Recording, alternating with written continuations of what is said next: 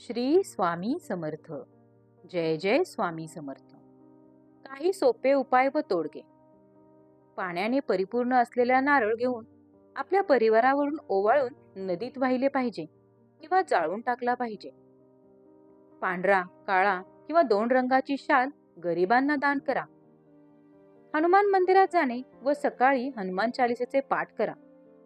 पक्षी, मुंगी, गाय, कावळा, कुत्रा आदी प्राण्यांसाठी अन्न व पाण्याची व्यवस्था जरूर करा. नेहमी आपल्या खिशात एक चांदीचा चौकोनी तुकडा ठेवा, ज्यामुळे आपली तिजोरी भरलेली असते. वाहत्या पाण्यात रेवडी व बत्तासे वाहू घाला. कपाळावर चंदन किंवा केसराचा टिळा लावला पाहिजे. घरात सकाळ संध्याकाळ कापूर जाळा व घरात सुगंधित वातावरण राहिले पाहिजे.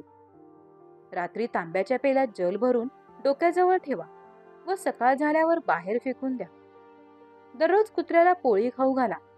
काळ्या कुत्र्याला पोळी खाऊ घातले अतिशय उत्तम असते.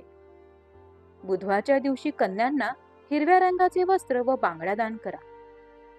चांदी किंवा तांब्याच्या ग्लासमध्ये पाणी पिल्याने लाभदायक असते.